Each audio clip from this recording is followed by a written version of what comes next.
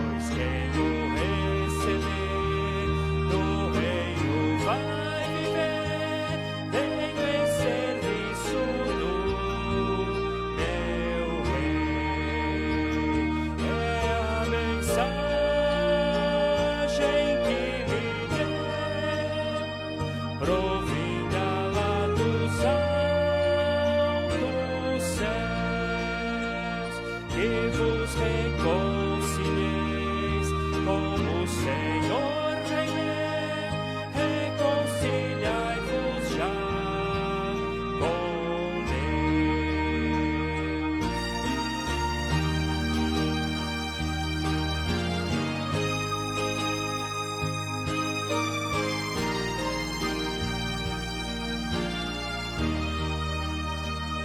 mais belo que o rosal, o lar celeste tem, a benção imortal, o gozo eterno além, no céu tem galardão, que flui a redenção, vendo em serviço do meu rei. É a mensagem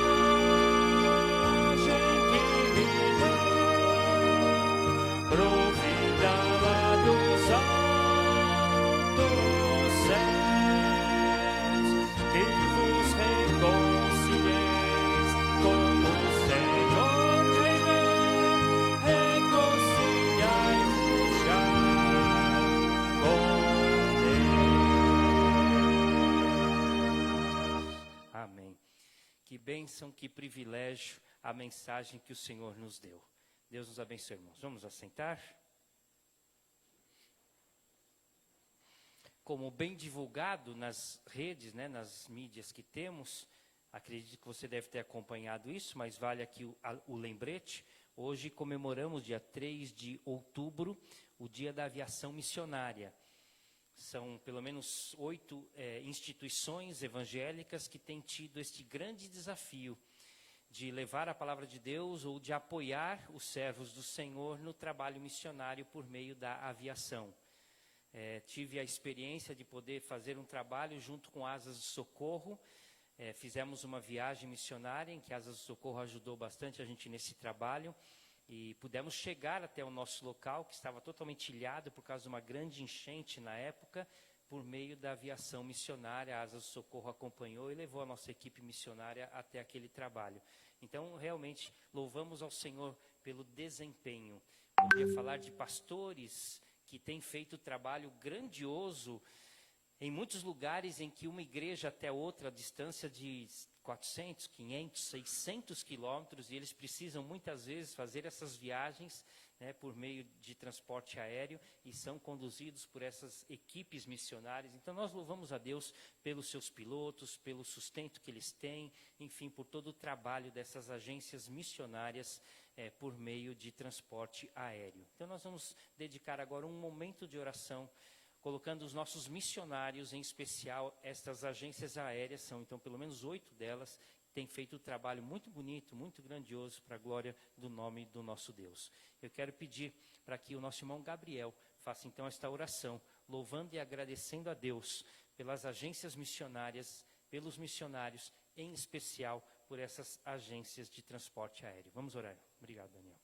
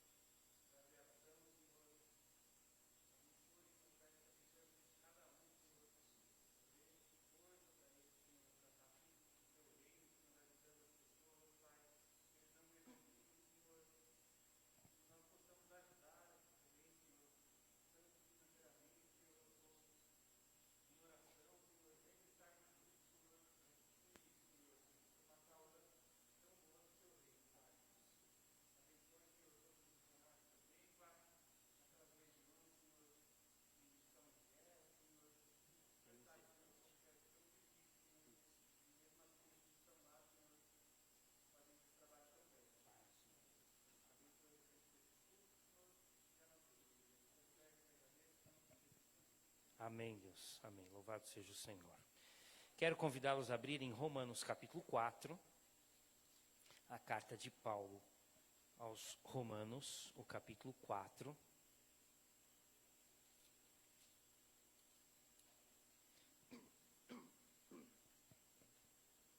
Peço que você acompanhe a leitura. Eu vou fazer a leitura dos versos 13 a 22.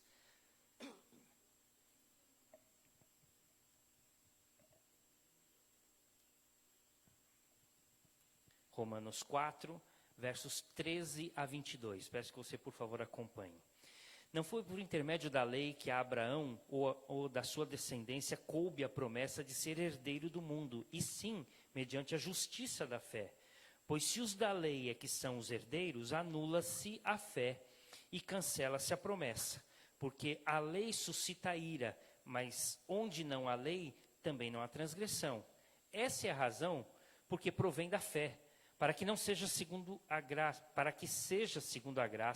a fim de que seja firme a promessa para toda a descendência, não somente ao que está no regime da lei, mas também ao que é da fé que teve Abraão. Porque Abraão é pai de todos nós, como está escrito, pai de muitas nações te constituí, perante aquele no qual creu, o Deus que vivifica os mortos e chama à existência as coisas que não existem. Abraão, esperando contra a esperança, creu, para vir a ser pai de muitas nações, segundo lhe fora dito, assim será a tua descendência. E sem enfraquecer na fé, embora levasse em conta o seu próprio corpo amortecido, sendo já de 100 anos e em idade avançada de Sara, não duvidou por incredulidade da promessa de Deus, mas pela fé se fortaleceu, dando glória a Deus, estando plenamente convicto de que ele era poderoso para cumprir o que prometera, pelo que isso também lhe foi imputado para justiça. De fato, Abraão é um grande exemplo de fé, não à toa é considerado e é chamado o pai da fé, modelo e exemplo para todos nós de vida com Deus e de fé em Cristo Jesus. Nós vamos participar agora de um momento de louvor. O Ministério de Louvor nos conduz em cânticos de louvor e exaltação ao Senhor. Enquanto nós cantamos a primeira música do nosso louvor, nós temos o gasofilácio à frente. Hoje, como já também divulgado, vamos fazer o levantamento de uma oferta missionária para o projeto Mão na Massa. O projeto Mão na Massa é um projeto voluntário de irmãos que dedicam um período de tempo, normalmente uma semana, 2, às vezes um pouco mais, dependendo do trabalho, para fazer a construção de igrejas. Já houve outros trabalhos, mas especificamente trabalho de igrejas, o levantamento de igrejas. Então eles vão até lá, ajudam na construção, fazem todo o trabalho. É um trabalho realmente muito bonito, muito interessante, e nós podemos colaborar. Se eu não posso ir, eu posso colaborar. E esse é o desafio deste momento. Enquanto cantamos o primeiro cântico, temos a oportunidade de consagrar ao Senhor esta oferta para o projeto Mão na Massa. Vamos louvar ao Senhor.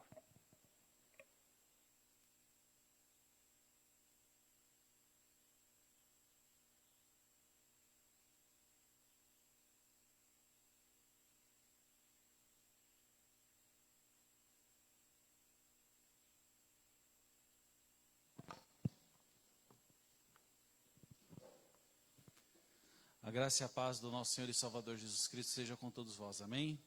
Vamos nos colocar em pé, vamos louvar ao nosso Senhor Jesus.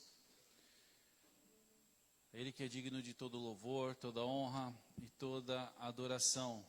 Nome que é sobre todo nome, o nome mais lindo, o nome mais puro. É o nome que salva, é o nome que cura, é o nome que liberta, o nome de Jesus. Esse é um cântico antigo, mas creio que nem todos conheçam. Então nós vamos entoar uma vez, aqueles que souberem nos acompanhem, e depois vamos repetir novamente este cântico.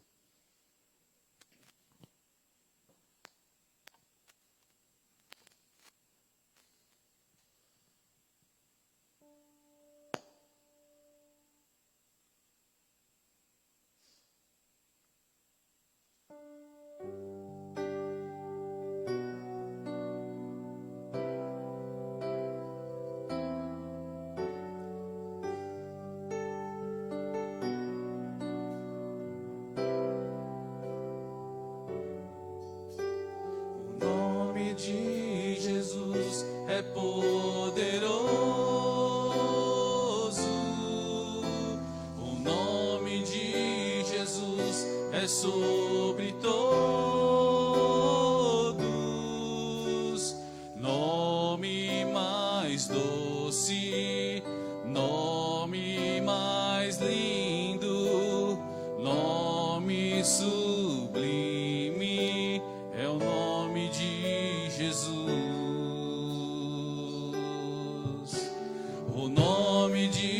Jesus levanta os mortos. O nome de Jesus sara os feridos.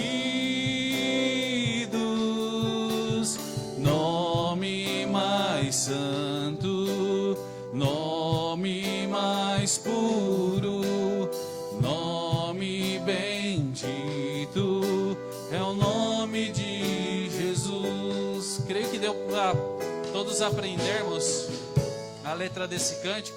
Então vamos com alegria louvar o nome de Jesus, desde o início.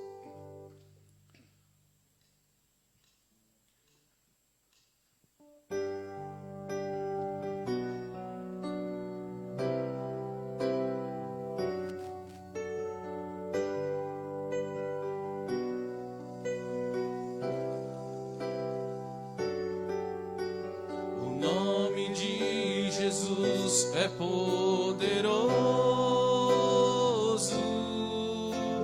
o nome de Jesus é sobre todos, nome mais doce, nome mais lindo, nome sublime, é o nome de Jesus.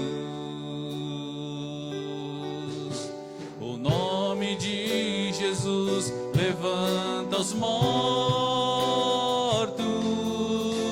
o nome de Jesus sara os feridos, nome mais santo, nome mais puro, nome bendito, é o nome de Jesus. O nome de Jesus é poderoso, o nome de Jesus é sobre todos,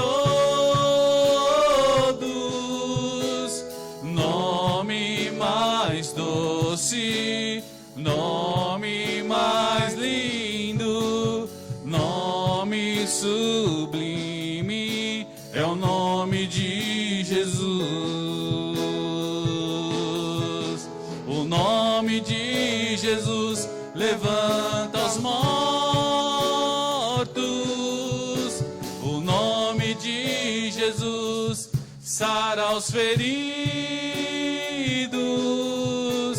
nome mais santo, nome mais puro, nome bendito, é o nome de Jesus.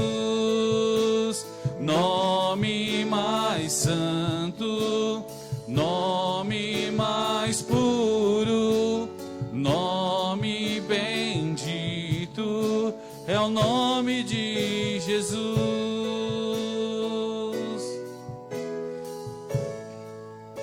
É o nome de Jesus. Te louvamos, Senhor Jesus, porque o teu nome é poderoso, o teu nome transforma, o teu nome liberta, o teu nome cura, o teu nome ressuscita. E é pelo teu nome que louvamos e bendizemos e glorificamos nessa noite. Receba o nosso louvor e a nossa adoração.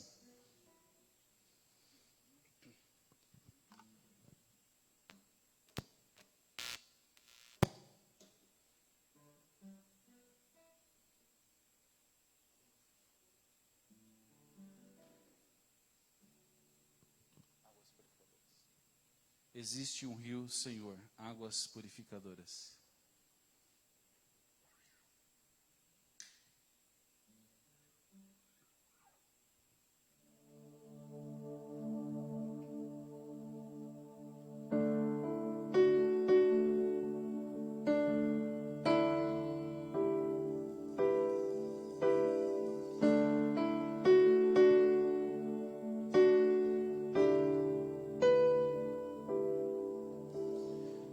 Existe um rio, Senhor, que flui do teu grande amor.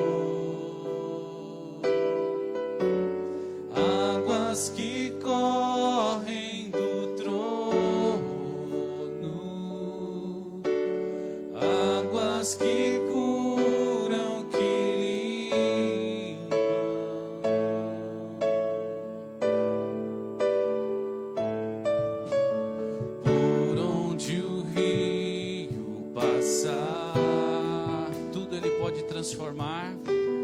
Tudo vai transformar, pois leva a vida, pois leva a vida do próprio Deus. Este rio está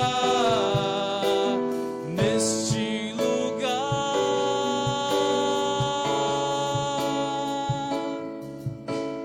Quero beber do teu rio, Senhor. Sacia minha sede, lava o meu interior. Eu quero fluir em tuas águas. Eu quero beber da tua fonte, fonte de águas vivas. Tu és a fonte, Senhor. O rio que é Jesus, ele está aqui. Ele pode transformar a tua vida, ele pode lavar o teu ser. Se derrame nas águas do Senhor Jesus. Existe um rio, Senhor,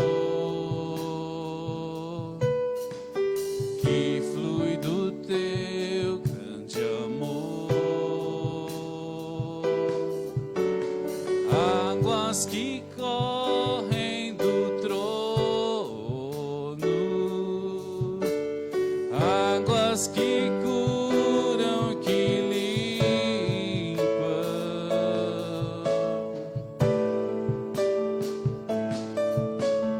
Por onde o rio passar, tudo vai transformar, pois leva a vida do próprio Deus. Este rio está neste lugar.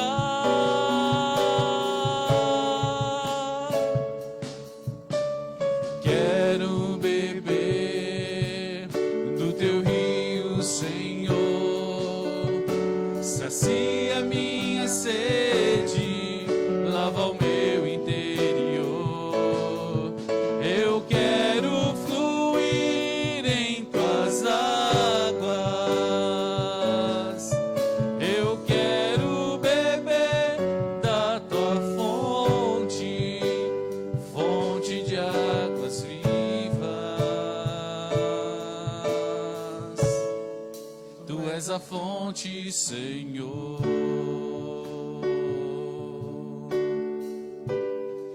Tu és o rio, Senhor.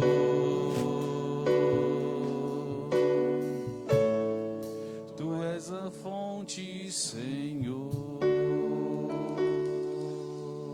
Aleluia, Senhor. Glórias ao teu nome.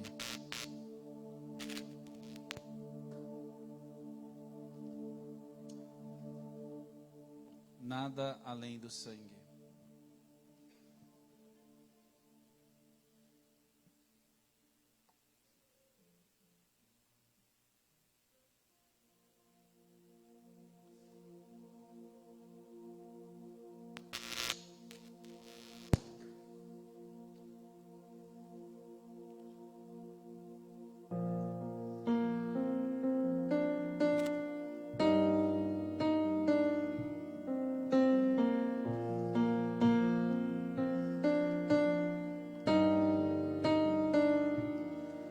Teu sangue leva-me além, a todas as alturas, onde ouço a tua voz. Fala de tua justiça pela minha vida. Jesus, este é o teu sangue.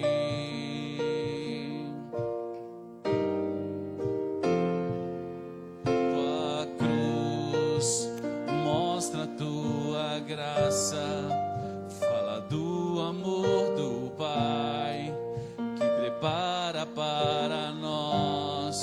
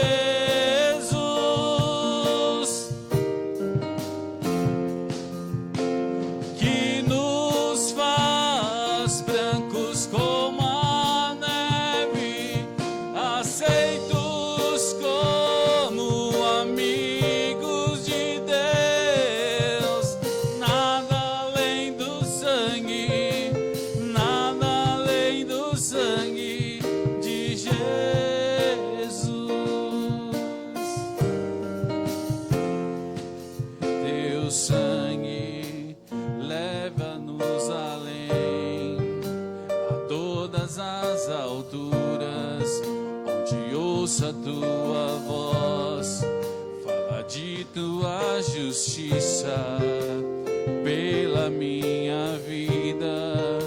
Jesus, este é o teu sangue.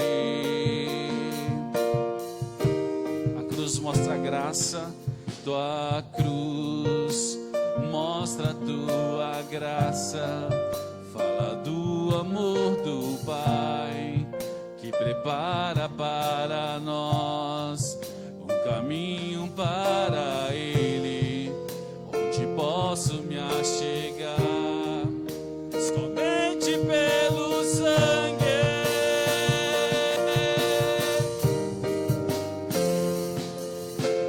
que nos lava dos pecados, que nos traz restauração. Nada além do sangue, nada além do sangue de Jesus,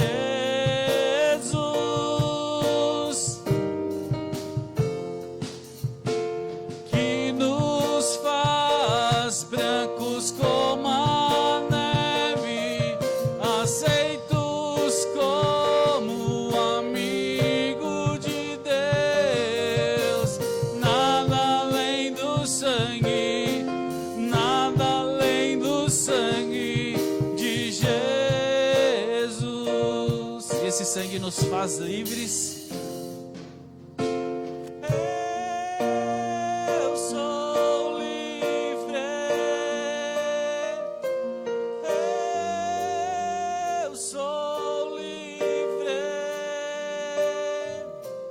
Nada além do sangue, nada além do sangue de Jesus.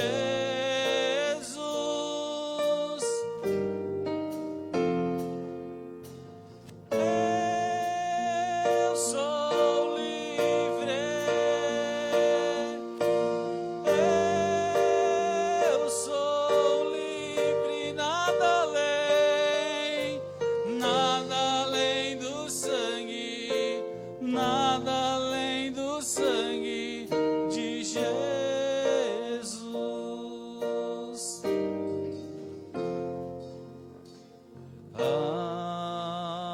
Alvo mais que a neve,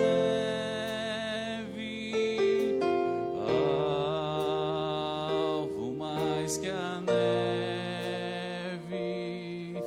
sim, neste sangue lavado, mais alvo que a neve serei. Alvo mais que a neve, alvo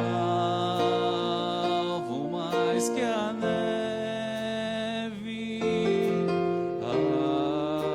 alvo mais que a neve, sim, nesse sangue lavado, mais alvo que a neve serei. Te louvamos, Jesus, porque através do teu sangue, através do teu nome que é poderoso, o Senhor nos restaura, o Senhor nos transforma, o Senhor nos purifica e nos dá o privilégio de sermos chamados filhos teus e podermos glorificar e exaltar o teu santo e maravilhoso nome, e que possamos sempre olharmos firmemente para o Senhor, autor e consumador da nossa fé, no nome de Jesus. Amém. A igreja pode se sentar.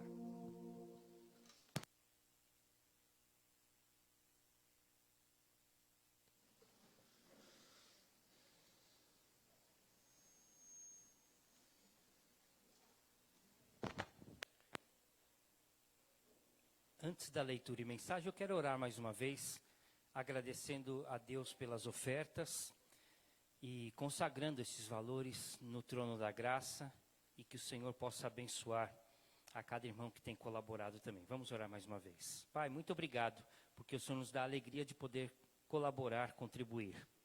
Cada um conforme aquilo que o Senhor tem proposto no coração, como diz a tua palavra, mas sempre com alegria. Deus, queremos também pedir que esses valores acrescidos aos valores de outros irmãos de outras igrejas, possam chegar ao seu objetivo, glorificar o teu nome, primeiro e sobre todas as coisas, e depois servir para a construção de uma igreja, para a bênção daquela localidade. Que o Senhor possa abençoar estas ofertas e fazer com que elas se multipliquem na obra e no reino, em nome de Jesus. Amém, Deus. Amém.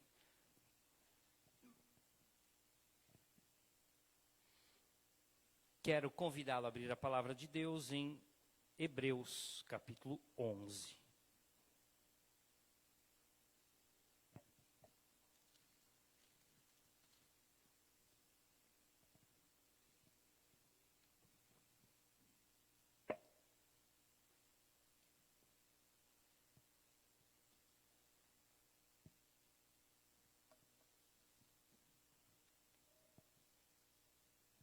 E peço que você deixe a palavra aberta, porque nós vamos, à medida do estudo, citando alguns versículos de Hebreus 11. Eu vou ler a partir do verso 8 até o verso 19. Hebreus 11, de 8 a 19. Diz assim o texto: Pela fé, Abraão, quando chamado, obedeceu, a fim de ir para um lugar que devia receber por herança, e partiu sem saber aonde ia. Pela fé peregrinou na terra da promessa, como em terra alheia, habitando em tendas, como Isaque e Jacó, herdeiros com ele da mesma promessa. Porque aguardava a cidade que tem fundamentos, da qual Deus é o arquiteto e edificador. Pela fé também, a própria Sara recebeu poder para ser mãe, não obstante o avançado de sua idade, pois teve por fiel aquele que lhe havia feito a promessa. Por isso também, de um, aliás, já amortecido, saiu uma posteridade tão numerosa como as estrelas do céu e inumerável como a areia que está na praia do mar. Todos estes morreram na fé, sem ter obtido as promessas, vendo-as, porém, de longe e saudando-as e confessando que eram estrangeiros e peregrinos sobre a terra. Porque os que falam desse modo manifestam estar procurando uma pátria. E se, na verdade, se lembrassem daquela de onde saíram, teriam oportunidade de voltar. Mas agora aspiram a uma pátria superior, isto é, celestial. Por isso, Deus não se envergonha deles de ser chamado seu Deus, porquanto lhes preparou uma cidade. Pela fé, Abraão, quando posto à prova, ofereceu Isaque, estando mesmo para sacrificar o seu unigênito, aquele que acolheu alegremente as promessas, a quem se tinha dito: em Isaque será chamada a tua descendência, porque considerou que Deus era poderoso até para ressuscitá-lo dentre os mortos, de onde também figuradamente o recobrou. Vamos orar? Mais uma vez, Deus, pedimos direção e orientação do Teu Espírito para entendermos, para vivermos, para sermos alimentados e edificados por esta palavra tão especial. Fala aos nossos corações, em nome de Jesus. Amém, Deus. Antes de falar de Abraão, entrando no assunto de Abraão, mas antes de entrar no texto em si, algumas curiosidades cronológicas sobre Abraão. Se você reparar bem, lá em Gênesis 12 começa a história de Abraão. Na verdade, Abraão é citado um pouco antes, no final do capítulo 11, porque nós temos no capítulo 11, depois da história da Torre de Babel, os descendentes de Sem. Sem, o filho mais velho de Noé, que vem a ser o pai ou o ancestral de todos os demais que a história bíblica vai relatar, como Davi, como Jesus Cristo. Então nós temos aqui da descendência de Sem vindo Jesus Cristo. E da descendência de Sem, filho de Noé, também vem Abraão. Então algumas curiosidades para a gente pensar um pouco sobre isso. Abraão viveu aproximadamente 300 anos depois do dilúvio, 290 e poucos, 300 anos depois do dilúvio. Isso quer dizer que quando Abraão nasceu, Noé estava vivo. Quando Abraão nasceu, Noé estava vivo. Na verdade, Noé morreu quando Abraão tinha 55 anos de idade. É muito possível que eles não se encontraram porque moravam em locais diferentes. Mas Noé estava vivo quando Abraão nasceu e viveu até os 55 anos de Abraão. Sem o descendente, né, de Noé, o primeiro filho de Noé, também estava vivo, evidentemente, quando Abraão nasceu. Aliás, Abraão morreu com 175 anos de idade. Depois de 35 anos, morreu Sem, filho de Noé. Então, Sem morreu ainda 35 anos depois que Abraão, com 175 anos, morreu. Deve ser bem interessante a gente pensar sobre isso, talvez uma reunião entre Noé e Abraão, com Sem, algo de fato muito especial. Não ocorreu, como eu falei, localidades diferentes, mas apenas curiosidades para a gente pensar a respeito da cronologia, da história de Abraão. Podemos dizer que fé e paciência é o tema central da vida de Abraão. Eu vou pedir aqui a ajuda do pessoal que está lá na mídia, né? A gente vai tentar fazer um trabalho em conjunto aqui. Vamos ver se ligou aqui. Ok. Então, podemos dizer que fé e paciência é o tema central da vida de Abraão, como de todos os patriarcas. Como o próprio texto que lemos diz, juntamente com Isaac e Jacó, né? Então, nós vemos ali a história dos patriarcas, mas hoje vamos falar sobre Abraão. Vamos destacar pensando, por exemplo, na fé de Abraão. Se você abriu aí em Hebreus 11 e leu comigo, você vai ver no verso 8, verso 9, verso 11. Embora o verso 12 não apareça, mas há a expressão por isso, ou seja, por causa da mesma fé, verso 17. Então, por 5 vezes na história de Abraão registrada aqui, a fé é destacada. Não é à toa, como lemos em Romanos, capítulo 4, que Abraão é o pai da fé. Porque não que ele tenha dado início, como vimos, Adão creu em Deus, Abel creu em Deus, Enoque, assim por diante, Noé. Mas Abraão é considerado o pai da fé, porque por meio de Abraão, Deus chama uma nação, uma família, para que se torne uma nação, um povo. Então Abraão, de fato, é considerado o pai da fé. Mas podemos destacar também, estamos falando de fé e paciência, ou fé e esperança, né? Então nós podemos destacar aqui no texto que nós lemos, de Hebreus 11, versos 8 a 19, algumas palavras, algumas ideias de paciência bem marcantes. Por exemplo, no verso 8, diz assim que Deus disse para Abraão ir para um lugar que ele ia receber por herança e partiu sem saber para onde ia. Você já imaginou sair sem rumo, sem destino? Mas não é sair sem rumo e sem destino para passear na cidade de Santo André. Não, a gente vai ver daqui a pouco a viagem que fez Abraão. A gente vai citar disso daqui a pouco. Mas ele saiu para ir para um lugar distante, longe, e que ele não fazia ideia para onde ele ia. É como se ele saísse da sua parentela, como Deus diz para ele em Gênesis 12, e dissesse para os seus parentes: eu não sei para onde eu vou, não sei quanto tempo eu vou andar, mas eu vou chegar num lugar que Deus está dizendo. Ele não podia nem dizer para sua família assim: eu vou para tal lugar, depois a gente conversa. Eu não sei para onde estou indo. Esperança, paciência. Não sei que hora Deus vai se manifestar, mas eu confio em Deus. Verso 9 diz, ele peregrinou em Canaã como em terra alheia. Ou seja, ele andou ali como de fato não era a sua terra. Ele teve que ter paciência para ver a promessa de Deus ser cumprida. Verso 10, ele aguardava, sim, uma cidade que tem fundamentos. Assim, e ele vai dizer várias vezes aqui, como vamos estudar, a cidade celestial ou a pátria celestial. Paciência para aguardar o cumprimento da promessa de Deus. Ou nos versos 11 e 12, ele esperou 25 anos para o cumprimento da promessa do nascimento de Isaac, seu filho. 25 anos ele esperou para que pudesse ser pai. Ou então, versos 11 a 13, como diz o texto, que ele morreu sem ver com seus olhos o cumprimento da promessa.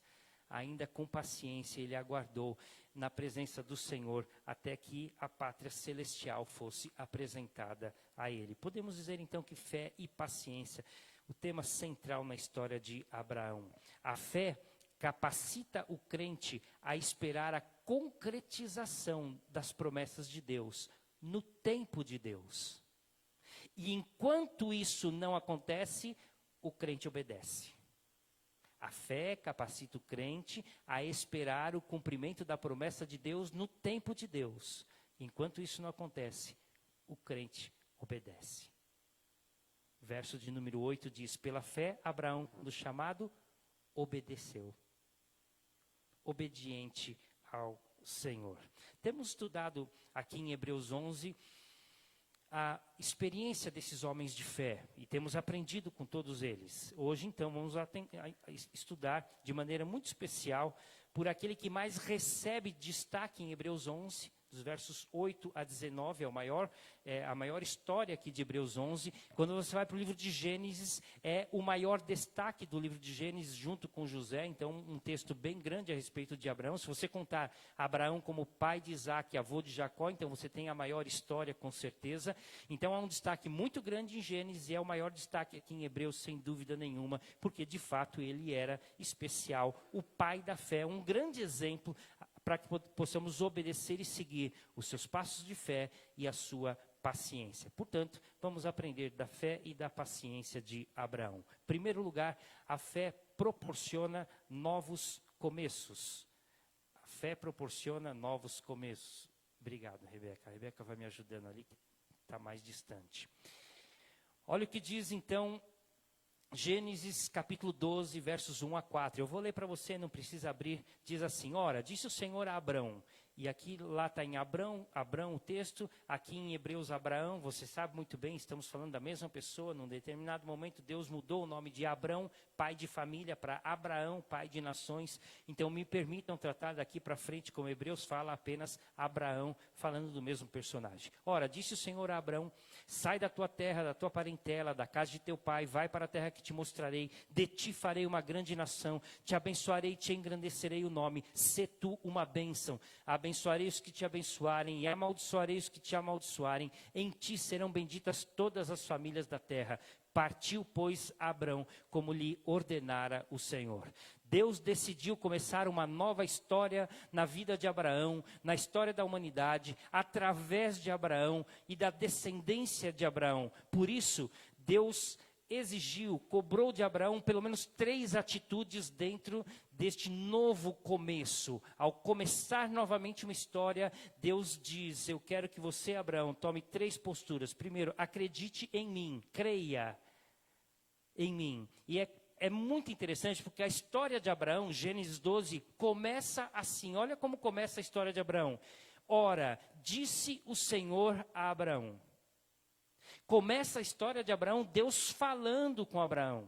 Nós não sabemos qual era a experiência de fé de Abraão anterior, mas eu sei que o texto diz: Deus se comunicou com Abraão, Deus conversou com Abraão, Deus falou com Abraão. Era importante que Abraão cresce, que quem estava falando com ele era o Deus Todo-Poderoso, o Criador de todas as coisas, o Deus de Noé, o Deus de Sem, o Deus de Abraão. Começa então a história com Deus se comunicando com Abraão. Era preciso que Abraão cresce. Talvez outros tiveram a oportunidade de ouvir a voz de Deus, mas desacreditaram. Abraão creu no coração de que Deus era o Senhor que falava consigo. Segunda atitude, ele tinha que obedecer a Deus, ainda dentro desse tópico, né? Ele tinha que obedecer a Deus. Começa lá então em Gênesis 12:1, sai da tua terra, da tua parentela. Verso 4 começa dizendo: partiu, pois, Abraão como o Senhor lhe ordenara. Sai da tua terra, e diz o texto, e ele partiu como Deus havia ordenado. O verso 5 em diante de Gênesis 12 diz: ele juntou os seus servos, juntou os seus sobrinhos, juntou seus bens, seu pai foi com ele parte do caminho, e os gados, os animais e as crianças, e todos eles partiram para o lugar que Deus havia determinado, que eles não sabiam onde era, e começaram a sua caminhada. Mas diz o texto em Hebreus 11:8, pela fé, quando chamado, Abraão obedeceu. Deus exigiu que Abraão obedecesse. Fé, crer, obedecer. E ainda Hebreus 11:8 coloca um acréscimo que é muito importante, né? Obedeceu sem saber para onde ia. Ele não sabia, não tinha um destino, não tinha uma ordem de Deus. Como Deus disse para Jonas: vai para Nínive e prega em Nínive. Jonas falou: não, para Nínive eu não vou. Para Abraão Deus diz: sai da tua casa, vai para um lugar que eu vou te mostrar. Aliás, isso é interessante na história de Abraão, porque quando ele vai sacrificar o seu filho Isaac, Deus diz a mesma coisa: pega o seu filho e vai para uma terra que eu vou te mostrar. E de novo, Abraão faz a sua mochilinha e sai com o seu filho para um lugar que Deus lhe mostraria. Obediência marca a característica da fé de Abraão. E a última ideia, ainda nesse primeiro tópico, crer, obedecer e deixar tudo para trás. O texto diz assim: sai da tua terra, da tua parentela, da casa de teu pai. A ênfase no texto, sai da tua terra, parentela e casa do teu pai, é a ideia. Não é que você vai odiar a sua família, que você vai desprezar a sua família. O texto diz que seu pai acompanhou parte da viagem, que seu sobrinho Ló foi com ele até a terra prometida, como conhecemos no texto bíblico. Mas o texto diz assim: você precisa deixar para trás a sua velha vida. Você não pode continuar a ter novas experiências com Deus, ou uma experiência com Deus, e viver a velha vida que você tinha antes. Deixa para trás. Ur dos Caldeus era uma região bem civilizada, vamos dizer assim, para a época, muito bem civilizada para a época, mas extremamente idólatra.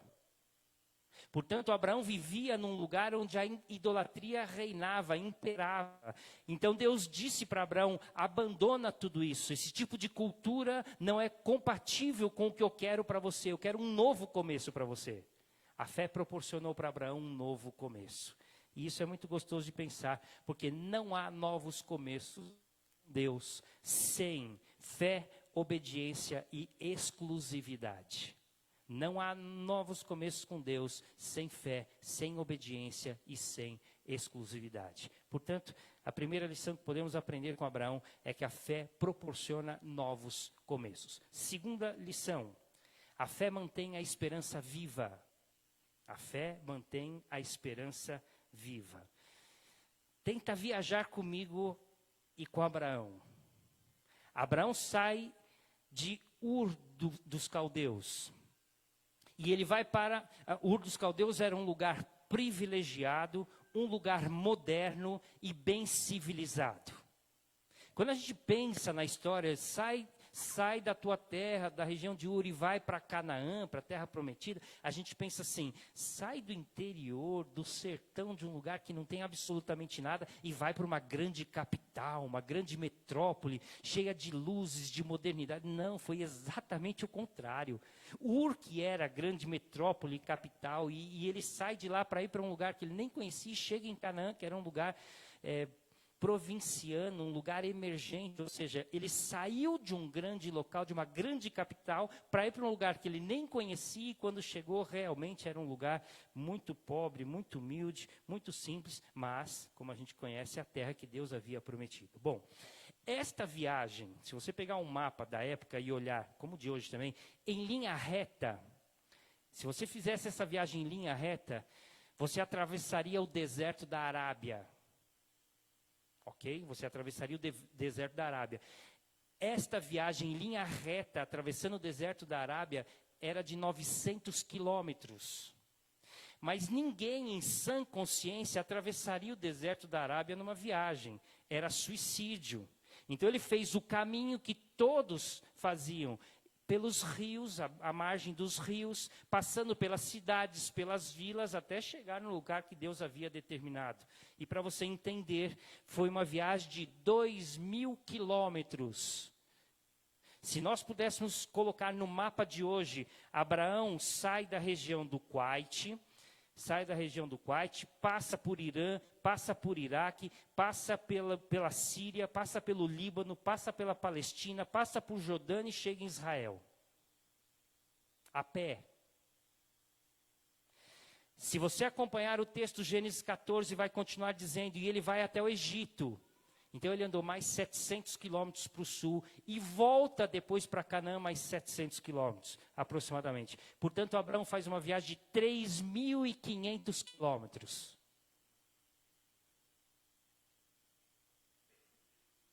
E aí você pensa um pouco comigo.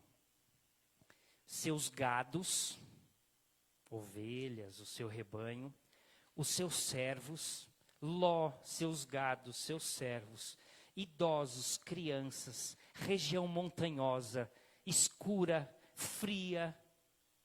O texto diz, armava a tenda, desarmava a tenda, ia para outro lugar, montava a casa, a tenda, desarmava. E assim eles andaram 3.500 quilômetros.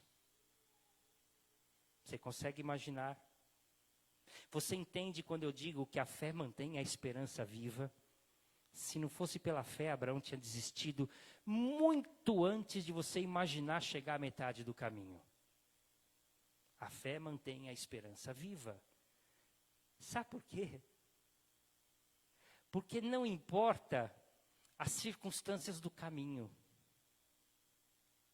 Importa o seu objetivo.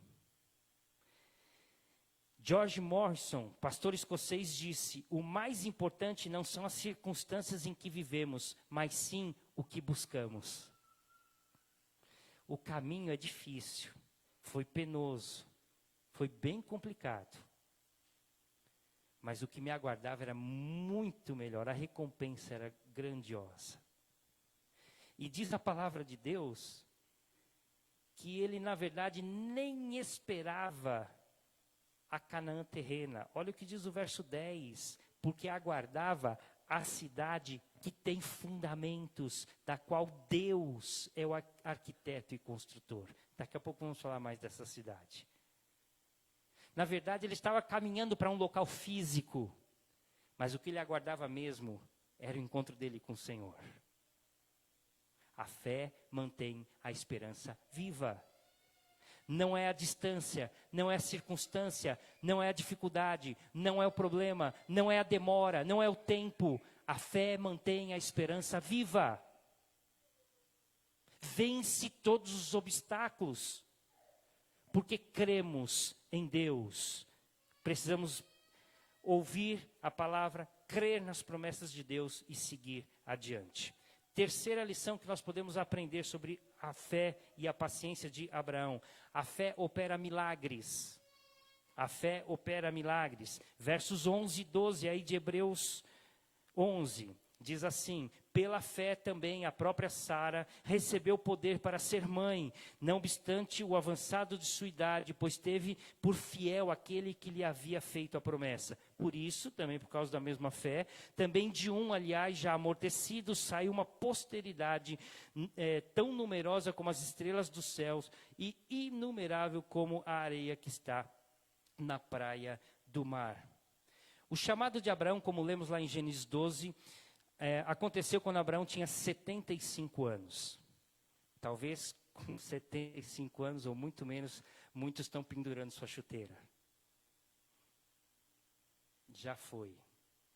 Deus chama Abraão quando ele tinha 75 anos e diz: vai para um lugar que eu vou te mostrar. E ele anda 3.500 quilômetros para chegar até o local que Deus havia determinado. Bom, 75 anos. Sara tinha 65, 10 anos mais nova do que ele. Deus prometeu que ele teria um descendente. E esse descendente teria outros descendentes, que teria outros. E a descendência de Abraão seria tão numerosa como as areias do mar e como as estrelas dos céus. Passou 1 ano, passou 5 anos, passou 10 anos, passaram 20 anos, 25 anos até que a promessa foi cumprida. Você sabe muito bem, não vamos estudar isso, Hebreus não faz essa citação. No meio do caminho ele tentou dar um jeitinho. Passados uns 10 anos da promessa, ele tentou dar um jeitinho. E com Agar tem um filho, Ismael, conhecemos da história, mas voltamos o foco aqui para a história de Abraão, conforme Hebreus coloca. Ele creu, Sara creu e Deus deu Isaac. 25 anos depois. E Deus foi extremamente detalhista e cuidadoso para procurar mostrar para todos nós, não só para Abraão, Isaac e Jacó, mas para todos nós, que o poder vinha dele. A fé opera milagres. Porque Deus escolheu Sara, uma mulher estéril e com 90 anos de idade, portanto biologicamente incapaz de ter um filho, para que pudesse gerar. Depois, Isaac se casa com Rebeca, que era estéril. E demora mais de 20 anos para ter filho. E ela tem 2 filhos, Esaú e Jacó. E Jacó se casa com uma mulher que não podia ter filhos. As 3 esposas dos patriarcas, podemos chamar as 3 matriarcas, eram estéreis. E Deus disse, a descendência de vocês será tão grande como a areia do mar e como as estrelas do céu. Você entende isto? Deus chamou uma geração imensa, enorme, uma nação grandiosa a partir de 3 mulheres estéreis. A fé opera milagres. O que Deus quis dizer para Abraão, para Isaac, Jacó e para todos nós, é que o poder vem de Deus, a suficiência vem de Deus. Não é a nossa habilidade, não é a nossa capacidade, não é a nossa intenção ou poder, é a ação de Deus. Deus opera milagres. Pela fé, Sara creu. Pela fé, Abraão também creu. O seu corpo já amortecido. Era impossível, humanamente falando, científica, biologicamente falando, era impossível que Abraão e Sara gerassem um filho. Mas Deus opera milagres. Não é isso o que fala Tiago, capítulo 5, verso 15? A oração da fé salvará o enfermo e o Senhor o levantará. A fé traz o milagre. A fé opera o milagre. Quantas vezes Jesus disse no seu ministério a pessoas aflitas, desanimadas, desesperadas, para pessoas que haviam perdido os seus entes, ele disse, não fique desanimado, não perca a sua esperança, tenha fé. Tenha fé. Ele diz muitas vezes, a tua fé te salvou, não temas, crê somente. Portanto, a fé opera milagres. Não sei qual é a dificuldade que a gente passa no momento, não sei qual é a impossibilidade que a gente imagina estar vivendo, mas para Deus não existe impossibilidade. Ele pode fazer uma nação grandiosa surgir a partir de 3 mulheres estéreis. Este é o Deus a quem servimos. Creia em Deus e no seu poder. A 4ª lição que podemos destacar na história de Abraão aqui em Hebreus é que a fé nos dá mais do que merecemos. A fé nos dá mais do que merecemos. E refiro-me especialmente à pátria celestial. Abraão sai de um lugar para ir para outro lugar que Deus havia determinado.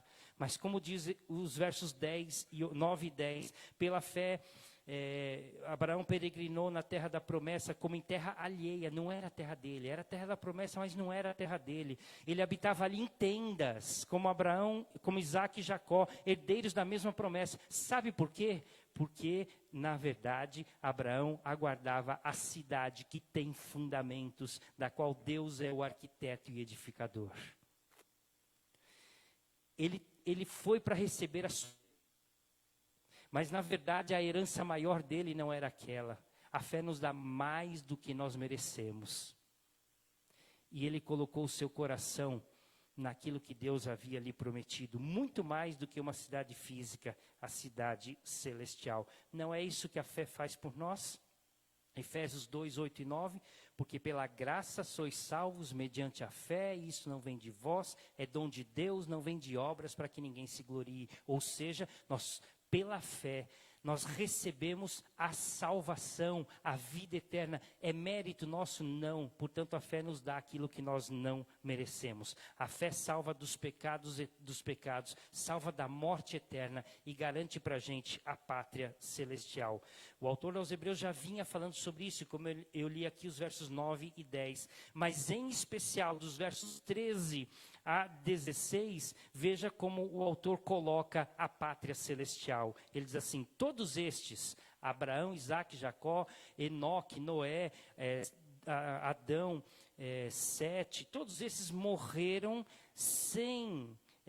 na fé sem ter obtido as promessas. Vendo-as, porém, de longe, e saudando-as, e confessando que eram estrangeiros e peregrinos sobre a terra.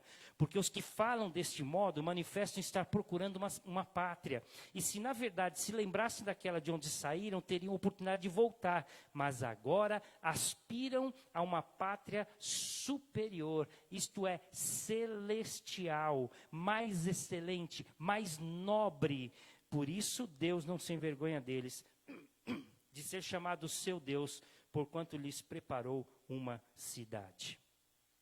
Paulo também fala dessa verdade várias vezes. Filipenses 3:20, a nossa pátria está nos céus, de onde aguardamos o Salvador, o Senhor Jesus Cristo. Colossenses 3, versículos 2 e 3, pensar nas coisas que são do alto, buscar as coisas que são do alto. 1 Tessalonicenses 4, nós seremos arrebatados com o Senhor, para o encontro com o Senhor nas nuvens, e assim estaremos para sempre com o Senhor, ou seja, lá na pátria celestial. O próprio Jesus disse sobre isso durante o seu ministério. Em João 14, ele diz, na casa do meu Pai há muitas moradas, se assim não fora, eu vou-lhe teria dito, pois vou preparar-vos lugar, e quando eu for e vos preparar lugar, voltarei e vos receberei para mim mesmo, para que onde eu estou estejais vós também. É a pátria celestial. Nós não merecemos, mas Deus nos dá pela graça, pela fé em Cristo, nós temos oportunidade de receber coisas que não estão na nossa alçada. João 17:16, Jesus diz aos discípulos, referindo-se a nós com certeza, eles não são do mundo, como eu também não sou. Sabe por quê? Porque nós somos passageiros, peregrinos, estrangeiros nessa terra. A nossa pátria está lá no céu. A fé nos dá a oportunidade de receber coisas que nós não merecemos. Mas há um detalhe aqui, antes de passar para o último ponto, que nós precisamos destacar. Veja o verso 15 de Hebreus 11. E se na verdade se lembrassem daquela cidade de onde saíram, teriam a oportunidade de voltar. Sabe o que o autor aos Hebreus está dizendo? Ele está dizendo assim, os que vivem para este mundo se alimentam deste mundo. Se eles se lembrassem da casa deles, eles teriam virado as costas e voltado para trás. Não foi assim no Egito, ou da fuga do Egito? O povo estava murmurando porque há 450 anos, 430 anos, eles estavam sofrendo a opressão dos egípcios, estavam vivendo a escravidão, sofrendo amargamente, e eles começam a clamar a Deus e começam a murmurar contra toda aquela situação. Deus provê Moisés, o libertador, que vai até lá e liberta o. No primeiro mês de caminhada, eles queriam voltar para casa, porque eles estavam com saudade da cama, comida e roupa lavada. Eles queriam voltar para casa.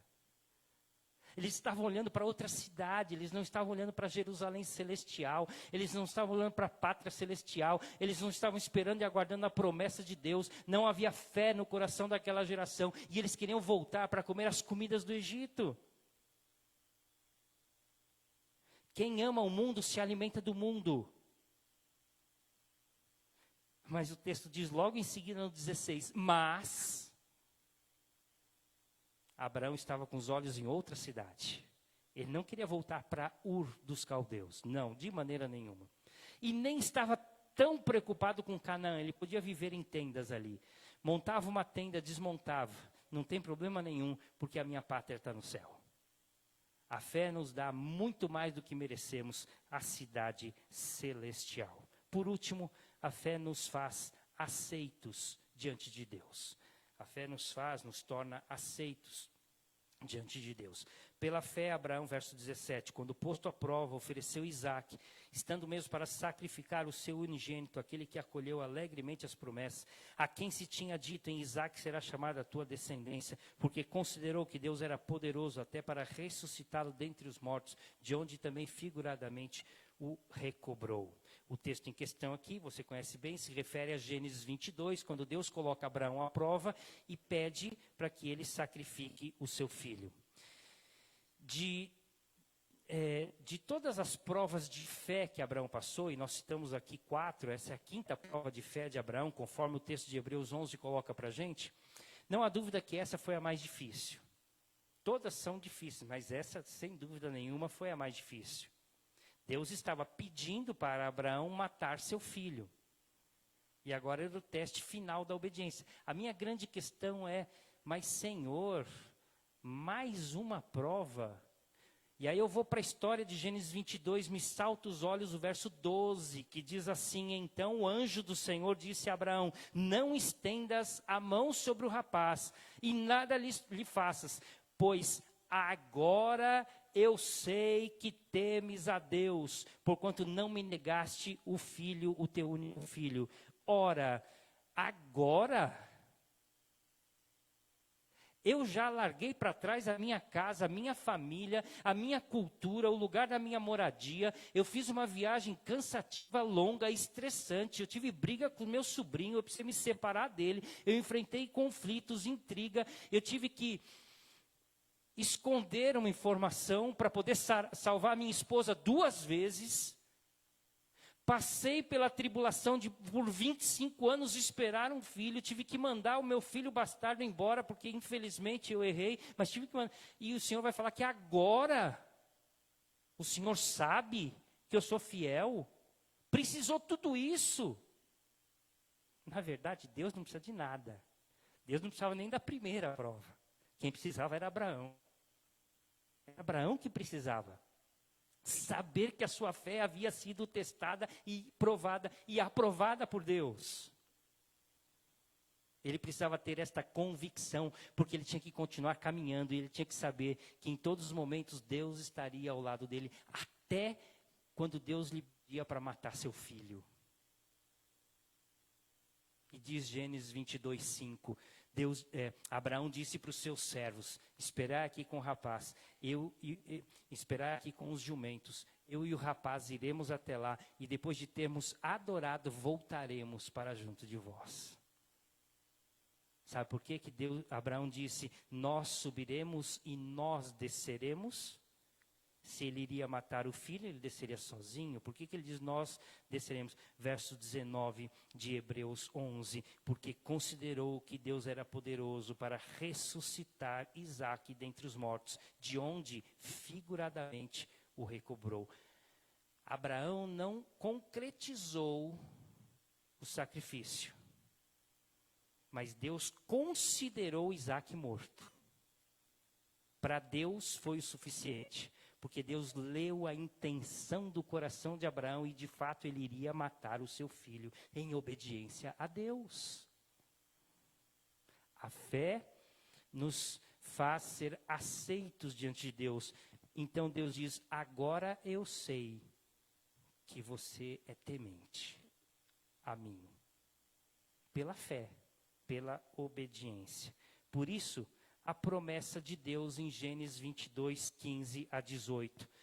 Deus diz, pela segunda vez o anjo do Senhor chamou do céu Abraão e lhe disse, juro por mim mesmo, declara o Senhor, que por ter feito o que fez, não me negando seu filho, seu único filho, esteja certo de que o abençoarei e farei seus descendentes tão numerosos como as estrelas do céu e como a areia da praia do mar. A sua descendência conquistará as cidades que forem dos seus inimigos, e por meio dela todos os povos da terra serão abençoados, porque você me obedeceu. Deus abençoou a Abraão por causa da sua fé. Deus abençoou Abraão por causa da sua fé. Não há méritos humanos, somente a graça de Deus, porque nós somos aceitos por Deus mediante a fé, pela graça do Senhor. Eu quero partir para a conclusão com essas ideias em mente. A fé proporcionou novos começos a Abraão, manteve a esperança viva de Abraão, operou grandes milagres, lhe deu mais do que ele merecia e lhe fez aceito diante de Deus, como a nós também. A fé proporciona as mesmas bênçãos para nós. Eu quero fazer aqui um link com a história de Noé. Eu comecei falando de Noé, de Abraão, idade e tudo mais, né? Uma questão cronológica. Noé recebeu uma ordem para construir a arca. E ele ficou 120 anos construindo a arca. Falamos sobre isso semana passada, as dimensões da arca e tudo mais, algo impressionante. Embora ele tenha passado 120 anos, Deus disse para ele assim, você constrói a arca porque eu vou mandar um grande dilúvio, mas eu vou salvar você e sua família. Deus fez uma promessa para Noé, eu vou salvar você, a sua esposa, seus 3 filhos e suas 3 noras. Vocês 8 serão salvos do dilúvio, mais ninguém. Ele esperou 120 anos, mas ele viu a concretização da promessa de Deus. Deus chamou Abraão e fez 2 promessas para Abraão. Ele disse assim, eu vou fazer a sua descendência ser tão numerosa como a areia do mar e como as estrelas dos céus. E a segunda, eu vou fazer com que você e os seus descendentes herdem a terra prometida. E embora ele tenha vivido 175 anos, ele não viu o cumprimento das promessas de Deus. Ele não viu a sua descendência tão numerosa como a areia do mar. Ele morreu com 2 netos. Ele não conseguiu ver. Ele não herdou a terra prometida. Ele morou ali em tendas, como um estrangeiro. Morava em terra alheia. É o que o texto diz. Hebreus 11:9. A terra foi só conquistada depois de Moisés, com Josué. Você conhece a história. Ele não viu a concretização da promessa. É isso que está dizendo o verso 13 de Hebreus 11. Todos esses morreram na fé sem ter obtido as promessas. Ele morreu e não viu. Mas o fato dele não ver as promessas de Deus concretizadas na sua vida, de maneira alguma o desanimou, de maneira alguma ele perdeu a esperança e de maneira alguma a sua fé foi abalada. Ele não se deixou vencer pelas dificuldades, pelas impossibilidades, pela questão de tempo, ou de coisas que os seus olhos conseguiram ver ou deixar de ver. Sabe por que isso? Porque ele aguardava a cidade celestial. Fé e esperança, fé e paciência marcaram a vida de Abraão mais do que qualquer outro personagem. O texto diz que ele mirava na cidade que tinha fundamentos. Você vai para Apocalipse 21, na descrição da Nova Jerusalém, e você vai ver ali os fundamentos da cidade estabelecidos pelo próprio Senhor. Era isso que ele aguardava, a cidade que tinha fundamentos. Fé e paciência devem marcar do cristão hoje, como marcou dos patriarcas. Também somos estrangeiros e peregrinos nessa terra e aguardamos com ansiedade a volta de Cristo Jesus, quando um dia também todos nós iremos para a pátria celestial. Que Deus assim nos abençoe, em nome de Jesus. Amém?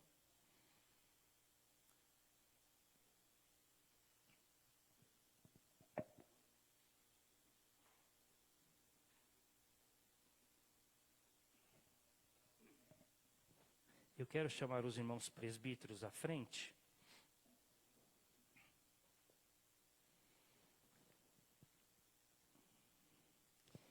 E quero chamar também, se tiver algum presbítero em disponibilidade, para participar deste momento.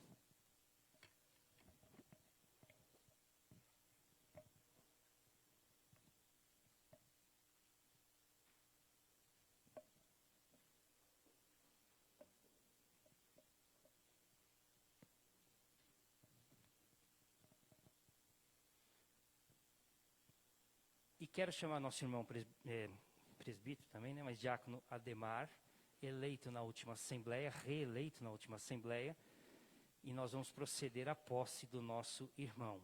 E quero chamar nosso irmão Carlos, que foi eleito na última assembleia, e ele será ordenado, investido diácono hoje, nesta oportunidade. Então eu quero proceder primeiro à ordenação do Carlos. Pedir o Carlos dar um passo aqui para frente, os irmãos acompanharem bem isso. Eu quero dirigir algumas palavras ao nosso irmão Carlos e também depois à igreja, para que a gente tenha pleno conhecimento e ciência da importância deste momento e da função do diácono.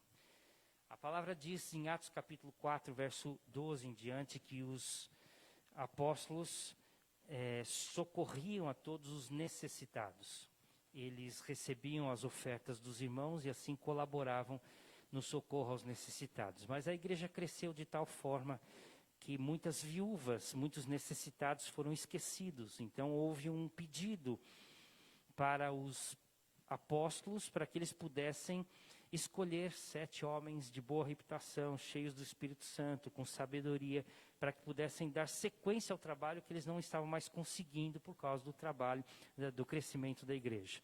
E assim foi feita a primeira eleição dos diáconos, foram escolhidos homens especiais, todos eles, para poderem administrar e cuidar do socorro aos necessitados. Assim, então, surge a primeira junta diaconal da história da igreja cristã. E a partir daí, as igrejas têm trabalhado nesse sentido de incentivar, de exortar a igreja ao trabalho assistencial, à manutenção e ao cuidado da igreja, que é o trabalho da junta diaconal. Então, feito isso, a igreja participou da última assembleia, elegendo os nossos irmãos, reelegeu nosso irmão Ademar, e agora a eleição do Carlos e passamos a posse dele. Para isso, a ordenação dele. Para isso, eu quero fazer algumas perguntas ao Carlos, para que ele responda diante de todos, e depois algumas perguntas à igreja também. Então, a igreja ainda sentado. Carlos, você crê na palavra de Deus como regra de fé e prática e orientação segura e certa de Deus para nós? Sim. Você crê nos símbolos de fé da igreja, a doutrina da igreja presbiteriana como uma fiel exposição da palavra de Deus? Sim. Você entende a liderança, você entende a igreja presbiteriana do Brasil como uma instituição estabelecida por Deus aqui no nosso país para cuidar, né, do povo de Deus e cumprir a sua missão evangélica no sentido fiel à palavra de Deus, entende sim? Você então entende que, dentro desses princípios, a missão fundamental, importante da junta diaconal na administração e no cuidado junto aos necessitados, carentes, aos doentes, e também no cuidado e manutenção da casa de Deus, do culto a Deus, você compreende dessa forma? Sim? Amém. Eu quero convidar a igreja a se colocar em pé. E pergunto então à igreja, se vocês entendem e aceitam o nosso irmão Carlos como autoridade da junta diaconal da igreja sobre vocês. Sim? Sim? Vocês prometem orar por ele, ajudar, apoiá-lo, juntamente com toda a nossa equipe de diáconos da junta diaconal? Sim? Amém. Então eu quero orar e pedir para os nossos irmãos presbíteros participarem dessa oração. Pedir para o Carlos ajoelhar aqui, por favor. E nós vamos orar e proceder à ordenação do nosso irmão. Amém. Deus, em nome de Jesus, nós te louvamos porque o Senhor é um Deus poderoso e tem nos dado a oportunidade de trabalhar e servir ao Senhor. É graça e bênção. Obrigado, ó Deus, pelo privilégio que o Senhor nos dá de podermos, tanto na liderança do presbiterato como do diaconato, servir ao Senhor com dedicação. E agora, Pai, nós pedimos que o Senhor possa colocar as tuas mãos sobre o teu servo. Que não sejam as nossas, mas sejam as mãos do Senhor. Seja o poder do Senhor, do teu Espírito derramado sobre ele, ungindo, ó Deus, e capacitando a fazer a obra da diaconia, como servo do Senhor, junto com os demais irmãos, para o bem, primeiro do teu reino, o crescimento e expansão do teu reino, para a glória do Senhor e também, ó Deus, para esta igreja. Que o Senhor o abençoe, que o Senhor o use no exercício dos seus dons e o capacite para a honra e glória do teu nome. Em Cristo Jesus nós oramos. Amém, Senhor Deus. Amém. Então nós damos a destra de companhia, Carlos, a você. Eu sei que agora a gente está com dificuldade de cumprimentar, né? Mas fica o nosso abraço de todos, né? O carinho, que Deus abençoe. Eu sei que, né, os irmãos diáconos gostariam de estar aqui, eu estou reservando esse momento. Eu sempre chamo os diáconos para dar um abraço, mas a gente está cuidando desse momento, né? Então fica aqui um abraço à distância, virtual, a todos. Então Deus abençoe bastante. Se puder voltar ali do lado do seu Ademar. Então, seu Ademar, Carlos, diante da autoridade, né, dada principalmente por Deus e também pela Igreja Presbiteriana do Brasil, como pastor da igreja, eu declaro os nossos irmãos tomando posse, né, investidos, ordenados, né, o Carlos, diante do nosso Deus, fazendo parte então da junta diaconal. Recebo o abraço carinhoso de toda a igreja, dos irmãos da junta e deste conselho também. Deus abençoe vocês, irmãos. Muito obrigado. Tá bom? Então, podem sentar. Os presbíteros podem ficar, por favor.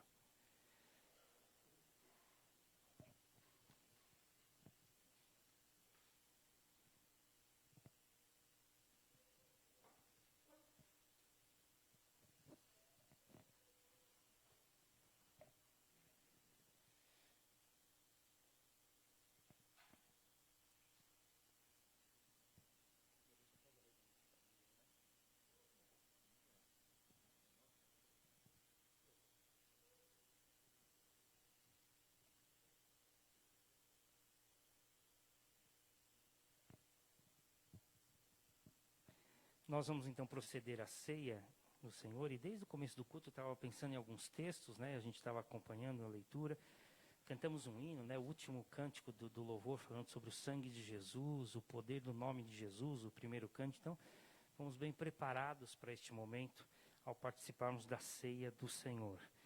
E como lemos e estudamos na palavra, pela fé tomamos posse da salvação. Não merecemos, mas Deus nos deu esse privilégio.